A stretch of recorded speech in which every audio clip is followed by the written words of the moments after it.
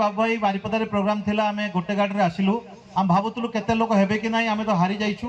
किंतु आपण माने एते संख्या रे माँ भौन टू आरंभ करिकी गुरुजन मान को आरंभ करिकी कर्मकर्ता को आरंभ करिकी युव छात्र एते संख्या आसिकी पहुंचने मु तो कहबी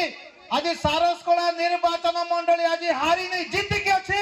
माँ मान का आशीर्वाद अछि गुरुजन मान का आशीर्वाद अछि सारसकला निर्वाचन मंडली बिजु जनता दल पाई एक नंबर थिला एवं आज भी रही समस्त को मो तरफ बहुत बहुत प्रणाम धन्यवाद और मुंडिया मारुछि समस्त को सबुज बारिपदा नारे जे कि निरंतर भाव रे सबुदिन से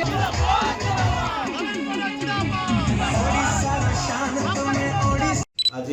विजु जनता दल 29तम प्रतिष्ठा दिवस बा 29तम जन्मदिन जो कथा आम समस्त प्रिय पूर्वतन मुख्यमंत्री आम दल सभापति श्री नवीन पट्टनायक सब बेले कहते जे लोक मन काम करवा कथा कम काम बेसी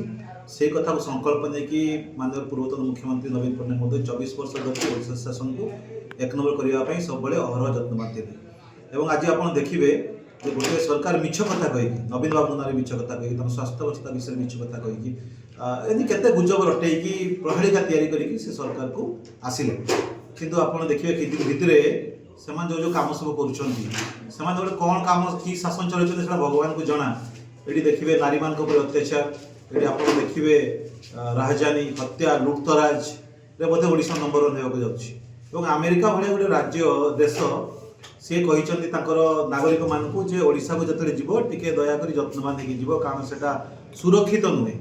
एभलिया गोटे कथा अभूतपूर्व कथा कान के शुणी नाला एवं नवीन बाबू जो कथा जो स्वप्न को पूरण करने संग्राम जारी रखिंट एवं भी 29तम प्रतिष्ठा दिवस रे समस्त कर्मकर्ता मान सारसकणा ब्लॉक रे जो निर्वाचन मंडल स्तरीय जो कार्यक्रम आयोजित होता ये मो पाखे अच्छा मणिशंकर बारिक सारसकणा ब्लॉक प्रेसिडेंट महिला सभानेत्री मोनाली मैडम अच्छा ये वरिष्ठ नेता अमरेंद्र करोड़ आरंभ कर समस्त कर्मकर्ता थे अन्य ब्लॉक सभापति थे समस्त भितर गोटे कथा नवीन बाबू को आउ थे शासन गाड़ी को गादी को फेरी आने दरकार से केवल आम नेता मैंने कहना कर्मी मैंने कहना यहाँ जनसाधारण चाहते माँ मैंने चाहते माँ मैंने रास्ताघाट में एमएलए मान दरमा बढ़ुँ माँ मैंने रास्ताघाट में गरीब मैंने रास्ताघाट में भत्ता ना घर ना ये नेता मैंने आयस कर जो कथा को सेमाने मिछ कथा कही सरकार को आसिले से कामटा को कर नवीन पट्टनायक आदर्श अनुप्राणित जो दल विजु जनता दल कर्मकर्ता यहाँ सही पारे ना सह्य करेंगे ना आसंता दिन में विजु जनता दल जमी एक नंबर की थिला समग्र ओडिशा केवल नुहे भारत वर्ष गोटे उदाहरण सृष्टि कर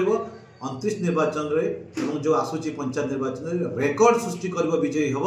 एक आम प्रभु जगन्नाथ पाखे आज माननीय पूर्वतन मुख्यमंत्री नवीन पट्टनायक आशीर्वाद देवाई विजु जनता दल आशीर्वाद देवाई प्रभु जगन्नाथ पाखे आम समस्ते नतमस्तक होगी प्रार्थना करुँ जे विजु जनता दल एक नंबर हो ओडिशा एक नंबर।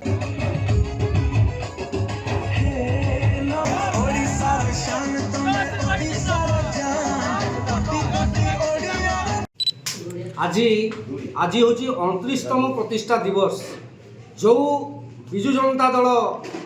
जो दिन प्रतिष्ठा होता एवं ओडिशा को विकास पथरे आगे नवार जो स्वप्न देखी से दिनटी हूँ आज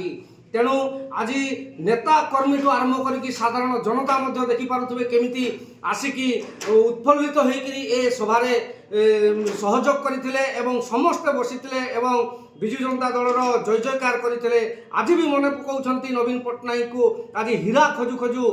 सुना को हजई देइछंती बोली मन में दुख होउची तेणु निश्चित भाव में आज ये प्रतिष्ठा दिवस आगामी दिन में निश्चित भाव में 2029 रे पुणी थरे आम प्रिय नेता नवीन पट्टनायक मुख्यमंत्री हेबे तिले मात्र संदेह नहीं। जय जगन्नाथ।